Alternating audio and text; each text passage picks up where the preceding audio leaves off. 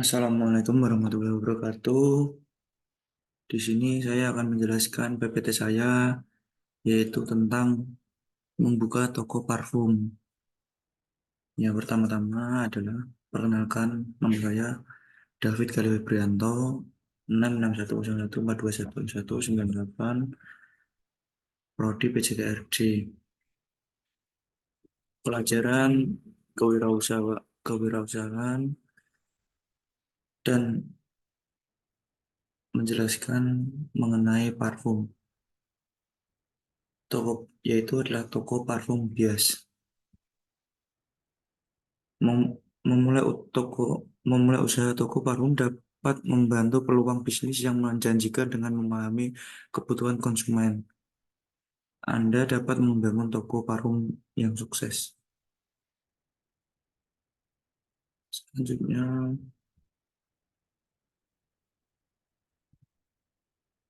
identifikasi target pasar toko parfum. Yang pertama adalah demografi, usia, yaitu tentang usia, jenis kelamin, pendapatan, dan lokasi geografis dari konsumen potensial. Yang kedua adalah preferensi dan gaya hidup. Apa itu preferensi? Preferensi adalah apakah target pasar Anda lebih cenderung memilih parfum beraroma flora, Girgus, atau oriental. Apakah mereka lebih suka produk atau mereka lebih suka produk organik atau vegas. Yang kedua adalah perilaku pembelian. Perilaku pembelian adalah bagaimana kebiasaan belanja target pasar Anda, atau apakah mereka lebih suka membeli secara online atau di toko fisik. Kita harus memahami seperti itu terlebih dahulu. Ya, keempat adalah pendekatan pemasaran. Pendekatan pemasaran adalah strategi pemasaran apakah yang efektif menjangkau target pasar Anda. Misalnya, yaitu promosi di toko toko online atau media sosial, berkolaborasi dengan artis-artis atau influencer, serta iklan di di majalah.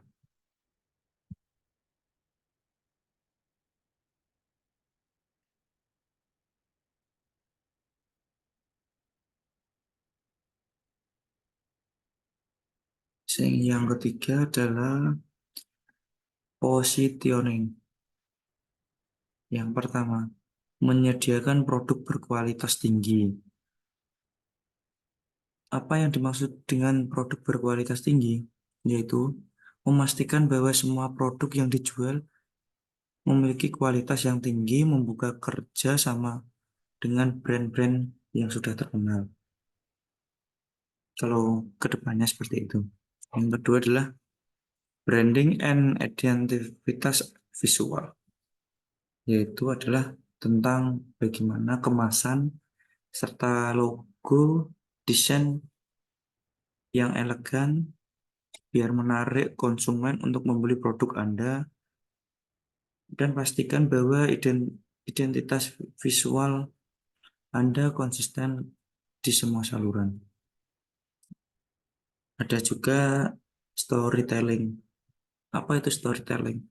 Storytelling adalah ceritakan kisah baik merek parfum Anda, semisal bahan-bahan yang digunakan yaitu beraroma lebih wangi serta 100% halal. Yang ketiga yaitu opsi yang ketiga adalah segmentasi pasar. Yang pertama, identifikasi target pasar, ketahui siapa target pelanggan Anda misalnya berdasarkan usia yang sudah saya jelaskan tadi, atau penawaran produk khusus adalah adalah sediakan variasi produk yang sesuai dengan segmen pasar yang berbeda. Misalnya parfum premium untuk kalangan atas dan versi lebih terjangkau untuk yang lebih kalangan biasa. Yang keempat ialah promosi dan pemasaran. Sekarang ini zaman sudah begitu canggih, kita juga perlu perkembangan menyesuaikan sekitar. Yang pertama adalah media sosial. Memanfaatkan media sosial untuk mempromosikan produk Anda dan kerjasama dengan influencer itu ref- relevan untuk memperluas jangkauan serta mengembangkan bisnis lebih cepat. Kedua yaitu event dan workshop. Event dan workshop juga bisa dijadikan ajang menjadi cepat berkembang. Adakah acara peluncuran produk, workshop parfum, atau sesi mencium parfum untuk menarik pelanggan ke toko. Yang kelima, strategi penerapan harga. Ini juga begitu penting untuk strategi penerapan harga. Kita juga harus benar-benar untuk mengambil gimana orang-orang sekitar. Harga yang pertama adalah harga kompetitif, yaitu pas harga pastikan harga Anda berkompetitif dibandingkan dengan produk serupa di pasar. Setidaknya kita juga bisa membandingkan lah dengan toko sebelah atau gimana. Itu bukan namanya bukan bersaing, tetapi itu teknik marketing. Yang kedua, skema pembayaran. Skema pembayaran, tawarkan skema pembayaran yang fleksibel, seperti dicicil boleh,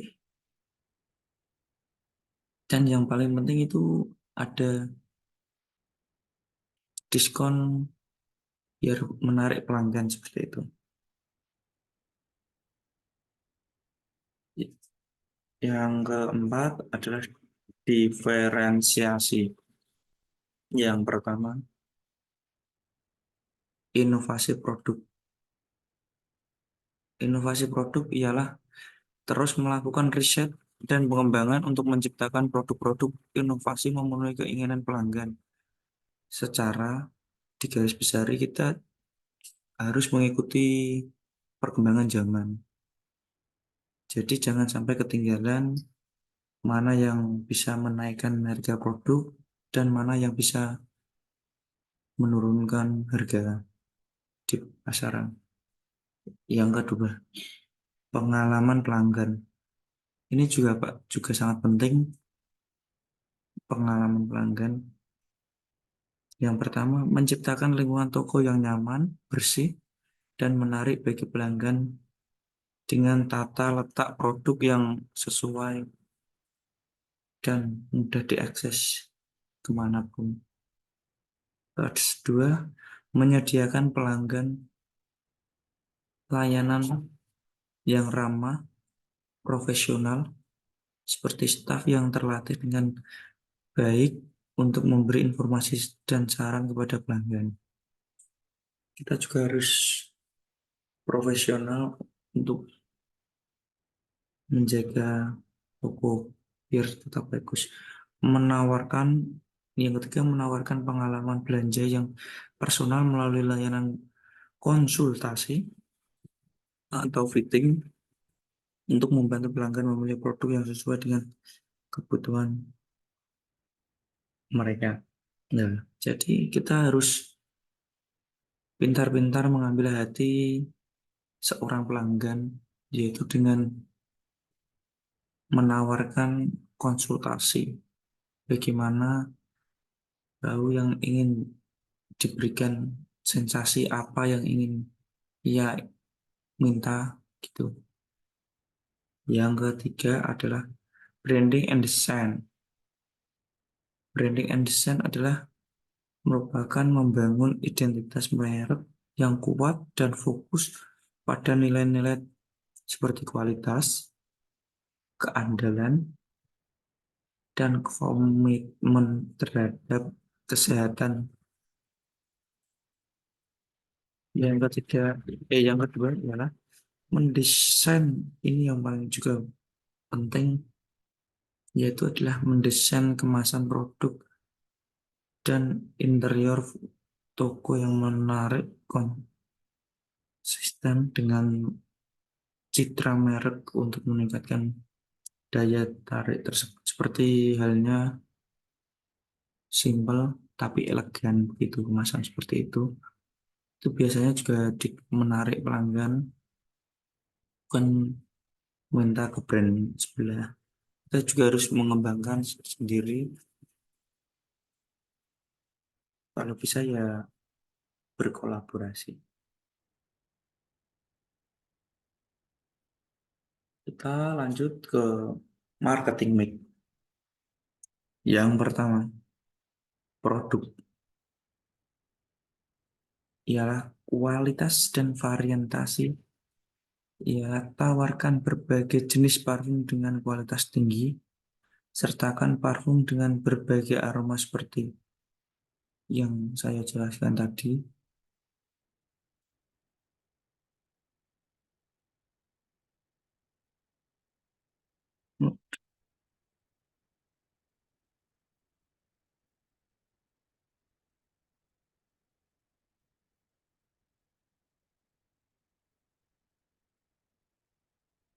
Ya,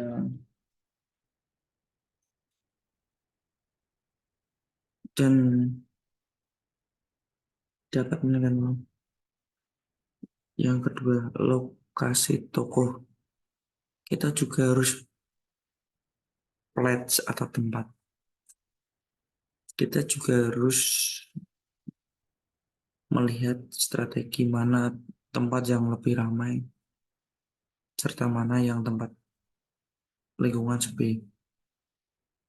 Lokasi toko, pilih lokasi toko yang strategis, misalnya di pusat perbelanjaan atau area yang selalu ada lalu lalang berbagai konsumen. Pastikan toko Anda mudah diakses serta bisa menarik pelanggan. Yang kedua, distribusi online. Terus menarikkan platform e-commerce untuk menjangkau pelanggan yang jauh, pelanggan yang luas, yaitu dengan berbelanja di online seperti itu. Pastikan atau kita bisa membuat website and user friendly untuk menyediakan informasi produk yang jalan.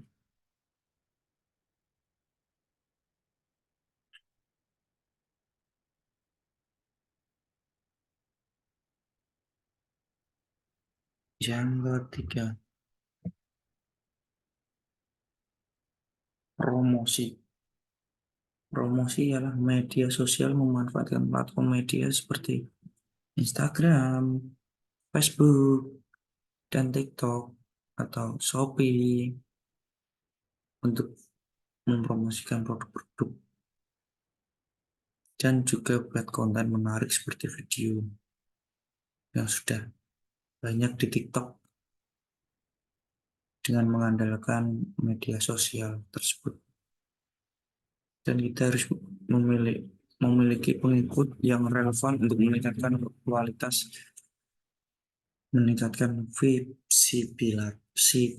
visibilitas. Kalau kan ada merek, adakah acara peluncuran produk atau poster untuk menarik perhatian pelanggan untuk mendapatkan dan menciptakan pengalaman yang spektakuler.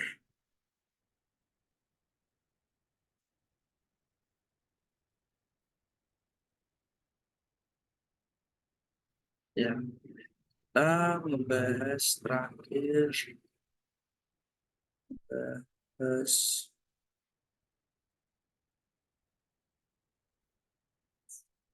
penggunaan teknologi dalam pemasaran toko parfum. Yang pertama, plat- platform e-commerce. Kita juga sudah menjelaskan tadi di awal tentang platform e-commerce. Ini juga secara rinci saja ya, teman-teman. Kita yang pertama adalah membangun dan mengolah platform e-commerce yang memungkinkan pelanggan untuk membeli produk secara online dengan mudah, nyaman, serta fleksibel.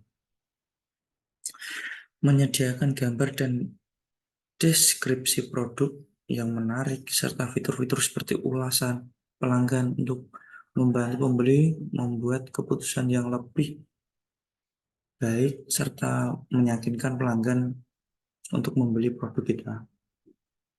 Yang ketiga, memfasilitasi proses pembayaran yang aman dan efisien untuk meningkatkan pengalaman berbelanja online. Biar pelanggan kita tidak cemas dalam hal pembayaran secara online.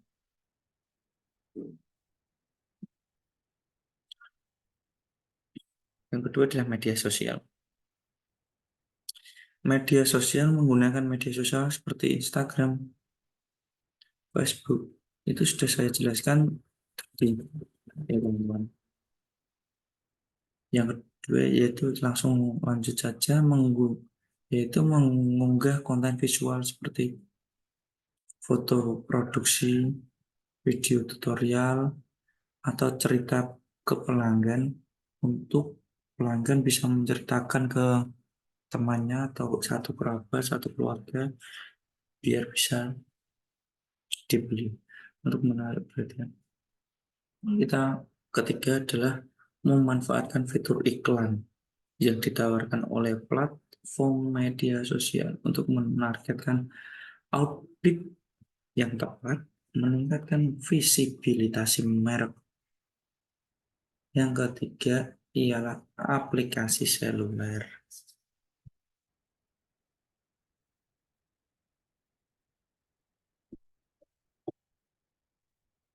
Aplikasi seluler. Sekarang zamannya sudah canggih, yaitu dengan mengembangkan aplikasi seluler khusus untuk toko parfum yang memungkinkan pelanggan untuk melakukan pemesanan, melacak status pesanan, dan menerima produknya.